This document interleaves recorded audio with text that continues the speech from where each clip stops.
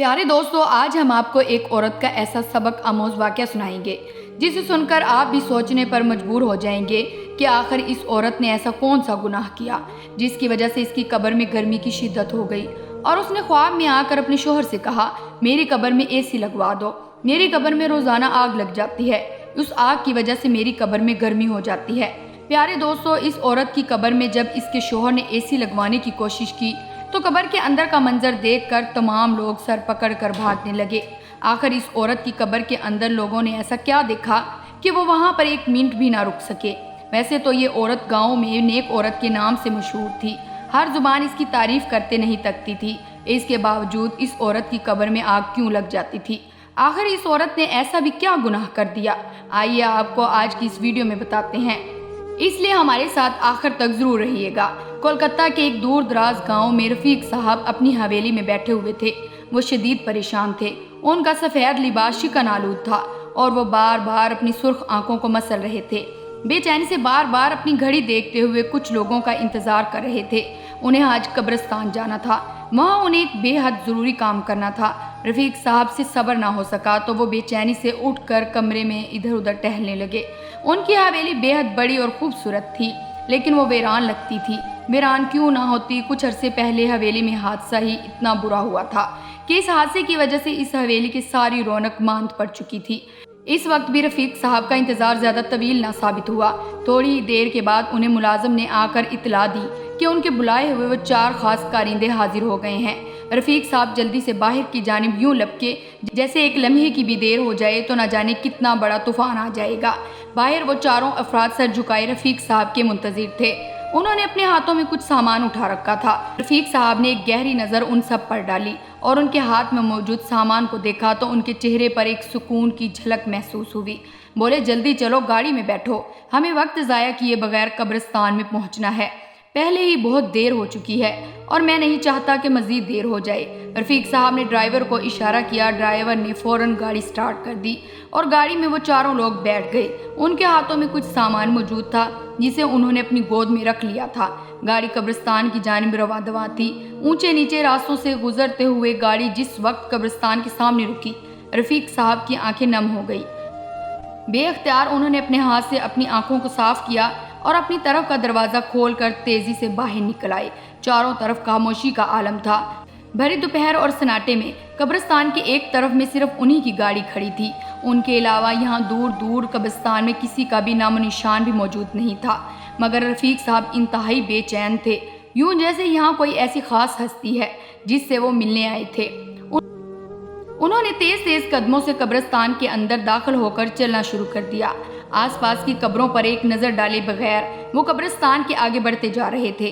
उन्होंने तेज़ तेज़ कदमों से कब्रिस्तान के अंदर दाखिल होकर चलना शुरू कर दिया।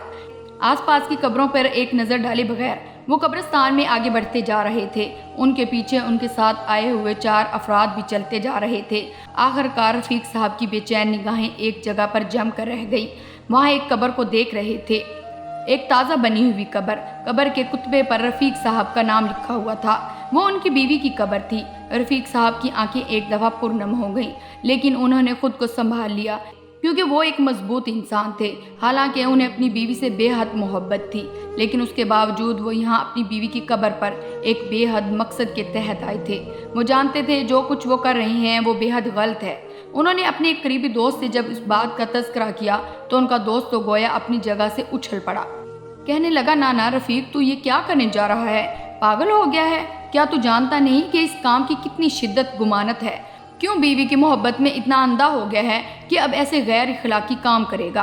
रफ़ीक साहब के दोस्त सलाम का रंग सफ़ेद पड़ गया था। ज़ाहिर सी बात है, जो कुछ रफ़ीक साहब उन्हें कह रहे थे इसे बर्दाश्त करना किसी मुसलमान के बस की बात न थी। मगर सलाम के समझाने बुझाने का भी रफ़ीक साहब पर कोई असर नहीं हुआ। वो अपनी बात पर डटा रहा। उसने ठान ली थी कि जो उसने सोचा है वो कर गुजरेगा और आज वो कब्रिस्तान में मौजूद था। देर किस बात की, जल्दी करो, शुरू हो जाओ। रफ़ीक साहब ने अपने साथ आए हुए लोगों को इशारा किया और वो लोग एकदम से कब्र को खोदने की तैयारी में थे। कब्र की मिट्टी बिल्कुल पुरसकून थी। खामोशी से शहर खामोश का हिस्सा बनी हुई थी। कब्र आने वाले चंद लम्हों में तबाह बर्बाद होने वाली थी। ये बात शायद रफ़ीक साहब और उन 4 लोगों के अलावा और कोई नहीं जानता था। रफ़ीक साहब के साथ आए हुए चारों अफराद के हाथों में कुदाले और बेलचे थे। انہوں نے رفیق صاحب کی بیوی کی قبر کو کھودنا شروع کر دیا۔ رفیق صاحب بے چین نظروں سے قبر کو دیکھتا جا رہا تھا۔ وہ ایک پل کے لیے بھی اپنی نظریں ادھر ادھر نہیں کر رہا تھا کہ اندر جس منظر کو دیکھنے کا وہ منتظر تھا کہیں وہ منظر اس کی نظروں سے چھپا نہ رہ جائے۔ سردی کا موسم تھا، دوپہر کے وقت بھی ماحول پر دھندلاہٹ سی چھائی ہوئی تھی، مگر اس کے باوجود رفیق صاحب کو اپنے ماتھے پر آیا ہوا پسینہ صاف محسوس ہو رہا تھا۔ قبر کی مٹی ہٹی جا رہی تھی، جلدی جلدی خدالہ اور بیلچے قبر کے اندر کا منظر خالی کر رہی تھی۔ ساری مٹی ہٹ گئی، قبر کے اندر کے سلے واضح ہونے لگی۔ رفیق صاحب ایک دم چلا اٹھے، رک جاؤ، آگے کام میں خود کروں گا۔ تو چاروں افراد ہکا بکا ایک دوسرے کی شکل دیکھنے لگے، لیکن خدالے زمین پر رکھ کر ہانپتے ہوئے پیچھے ہٹ گئے۔ رفیق صاحب جلدی سے آگے بڑھا اور اس نے ایک ایک کر کے سیلیں ہٹانی شروع کر دی۔ ابھی اس نے دوسری سیل ہٹائی تھی کہ اچانک وہ ایک زوردار جھٹکے سے پیچھے جا گرا۔ چاروں افراد ایک دم لپک کر رفیق صاحب کی جانب بڑھے، لیکن اس سے پہلے کہ وہ رفیق صاحب کو اٹھا پاتے ان کی نظر قبر کے کھلے ہوئے دہانے پر پڑی۔ ان چاروں کی آنکھیں بے یقینی سے پھیل گئیں۔ قبر کے اندر سے ایک ایسا ہولناک منظر نظر آ رہا تھا جسے برداشت کرنا کسی انسان کے بس کی بات نہ تھی۔ رفیق صاحب کے ساتھ آئے ہوئے چاروں افراد میں سے ایک شخص تھر تھر کانپنے لگا اور دیکھتے ہی دیکھتے وہ بے ہوش ہو کر زمین پر جا گرا۔ رفیق صاحب بھی پھٹی پھٹی نظروں سے پلٹ کر قبر کو دیکھ رہے تھے۔ ان میں سے کسی کی اتنی جرأت نہ تھی کہ اس کھلی ہوئی قبر کے پاس جاتے۔ اندر سے نظر آنے والا خوفناک منظر ان پانچوں کی روح فنا کیے ہوئے تھا۔ قبر کو بند کرو، جلدی کرو، اس قبر کو بند کرو، رفیق صاحب بری طرح سے چلائے جا رہا تھا، حالانکہ قبر کے اندر ان کی عزیز جان سے بھی پیاری بیوی لیٹی ہوئی تھی۔ رفیق صاحب کی ساتھ آئے ہوئے کرندے مجبور تھے، مالک کا حکم ماننا ان کی فطرت میں تھا۔ انہوں نے کانپتے ہوئے ہاتھوں اور دھڑکتے ہوئے دلوں کے ساتھ قبر کی سیلیں اس کے اوپر رکھنی شروع کر دی۔ ایک سیل رکھتے ہوئے دوسرا کارندہ بھی بے ہوش ہو کر نیچے گر گیا۔ وہ منظر برداشت کرنا ہر کسی کے بس کی بات نہ تھی۔ تیسرا کارندہ آگے بڑھا اور اس نے بند آنکھوں کے ساتھ جلدی سے آخری سیل قبر کے منہ پر رکھ دی اور اسے بند کر دیا۔ وہ سب دھڑا دھڑ قبر کے اوپر مٹی ڈال رہے تھے اور خود رفیق صاحب بھی اپنے مرتبے کا خیال کیے بغیر پاگلوں کی طرح قبر کے اوپر واپس مٹی ڈال رہا تھا، یوں جیسے قبر کے اندر جو کچھ بھی ہوا وہ اسے باہر نکلنے سے روک رہا تھا۔ اس ساری کارروائی میں پھولی ہوئی سانسوں کے درمیان اپنے کارندوں کو قبرستان سے واپس نکلنے کا حکم دے کر خود بھی اب باہر کی جانب دوڑ رہا تھا۔ دوڑتے دوڑتے یہ لوگ جب گاڑی کے اندر بیٹھے، رفیق صاحب کی حالت بے حد خراب ہو چکی تھی۔ جلدی سے گاڑی چلاؤ اور حویلی کی جانب اب چلو، اس قبرستان سے دور چلو، رفیق صاحب نے چلا کر کہا۔ ڈرائیور نے بھی فوراً گاڑی بھگا دی۔ حویلی پہنچنے کے بعد بھی رفیق صاحب کے ہاتھوں کی کپ کپاہٹ دور نہ ہوئی۔ دو افراد بے ہوش ہوئے تھے، ہوش میں آنے کے بعد بھی وہ خشک پتے کی طرح لرز رہے تھے۔ خود رفیق صاحب کی حالت بھی خراب ہو چکی تھی۔ انہوں نے اپنی پیاری بیوی کی قبر میں جو کچھ دیکھا تھا وہ بالکل وہی منظر تھا جو وہ پچھلے کئی روز سے اپنے خواب میں مسلسل دیکھ رہے تھے۔ انہیں یقین نہیں آ رہا تھا کہ یہاں جو کچھ انہوں نے دیکھا ہے وہ واقعی سچ ہے۔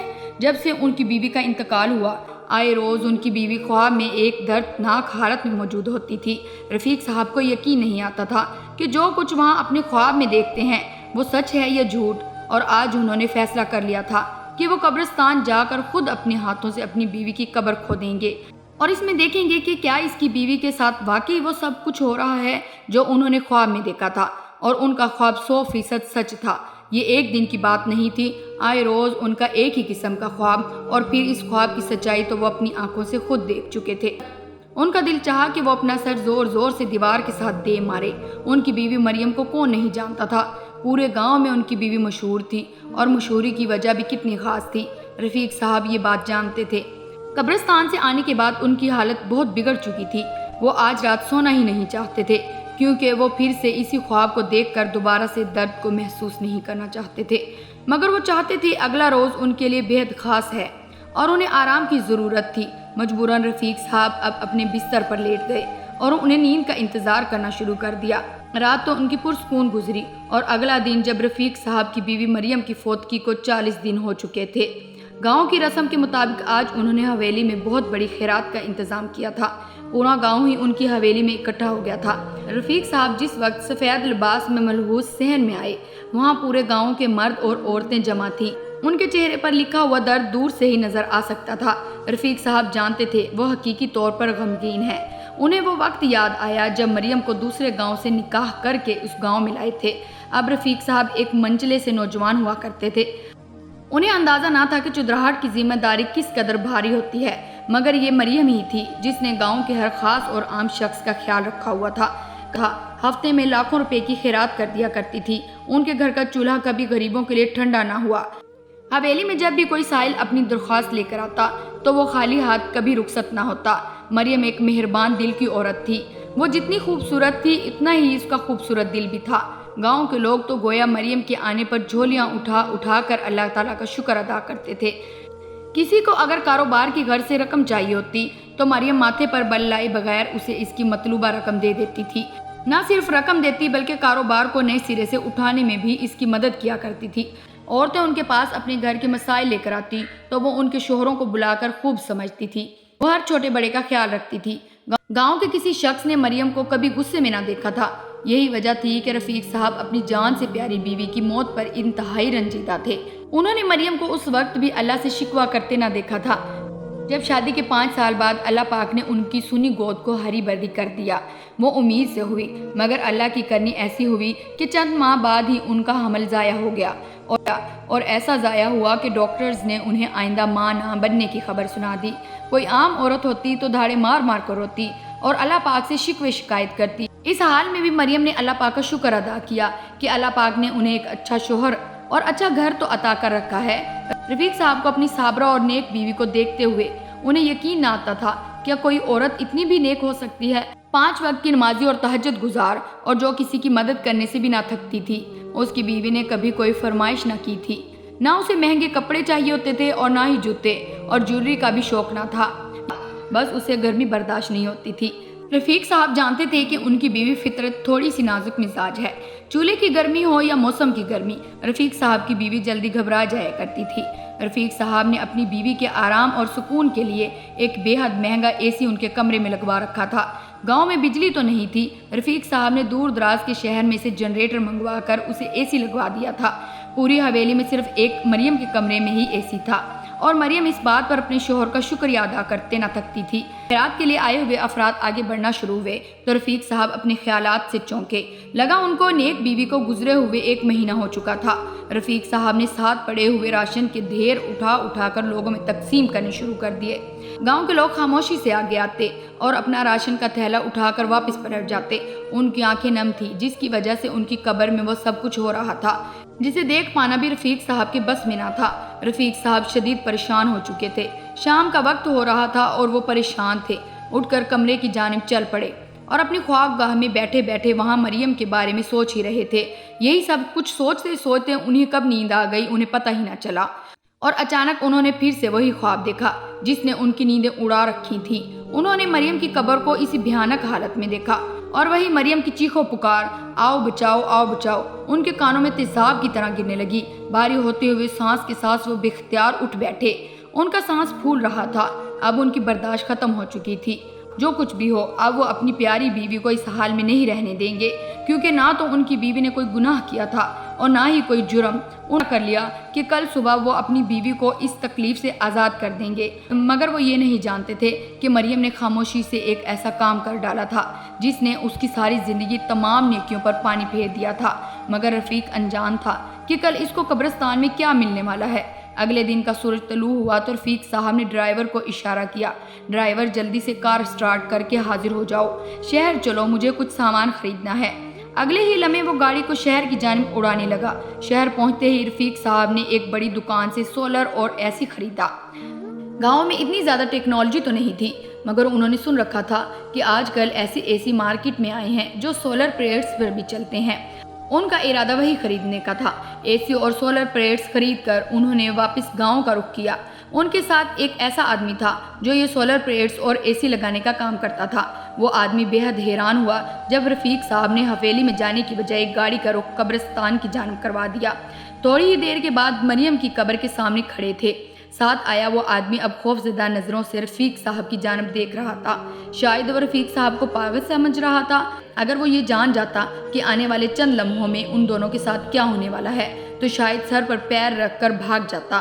رفیق صاحب آج زیادہ لوگوں کو ساتھ نہیں لے کر آئے تھے۔ انہوں نے گورگن سے کھودنے کی طلب کی اور مریم کی قبر کو کھودنا شروع کر دیا۔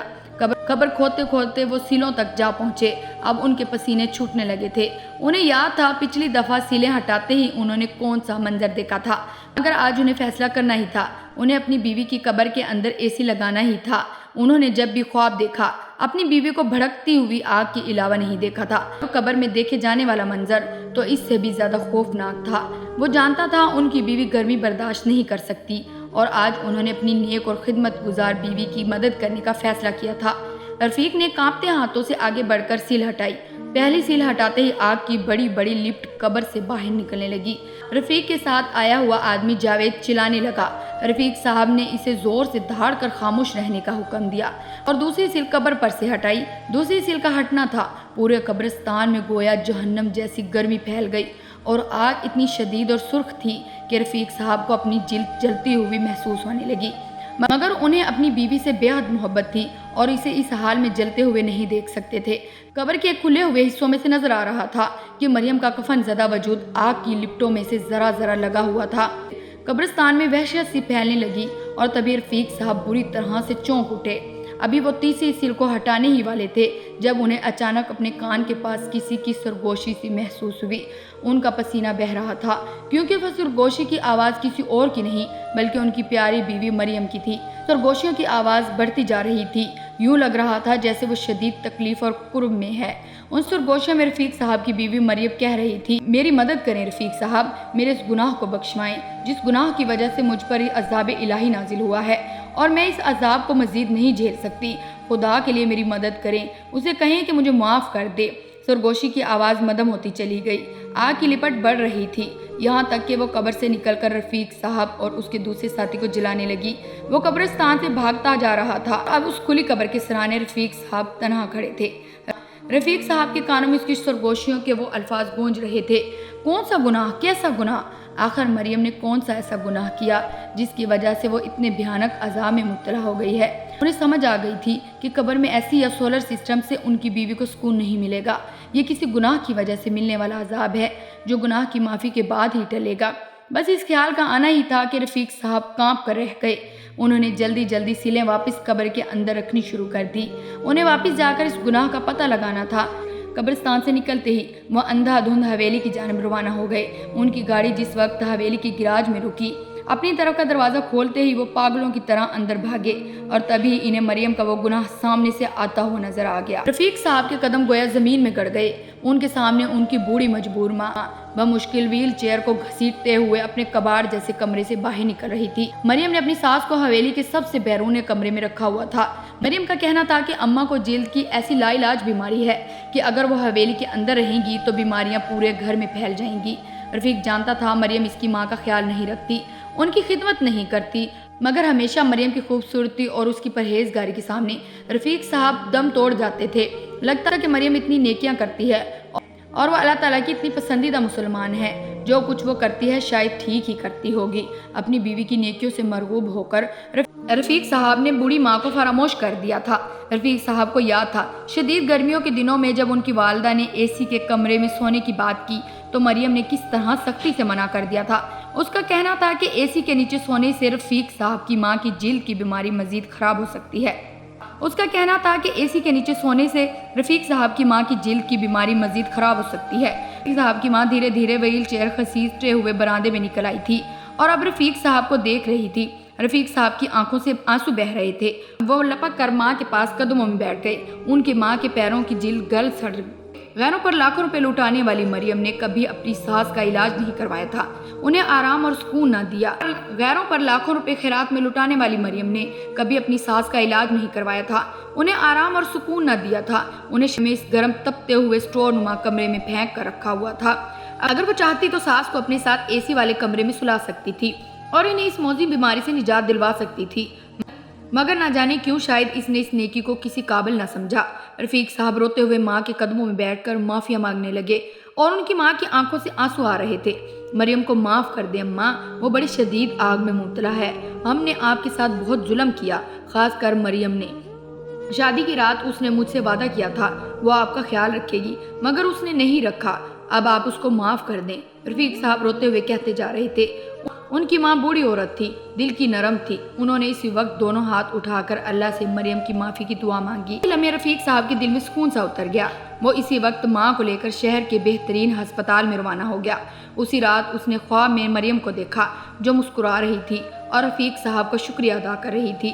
یقیناً بوڑھی ساس کے معاف کرتے ہی اللہ پاک نے بھی اس پر سے عذاب ہٹا لیا تھا۔ جی پیارے دوستو، اللہ پاک سے دعا ہے کہ اللہ پاک ہمیں ایسے تمام گناہوں سے بچنے کی توفیق عطا فرمائے۔ اللہ پاک سے دعا ہے کہ ہم سب کی بھی مشکلات اور پریشانیوں کو دور فرمائے۔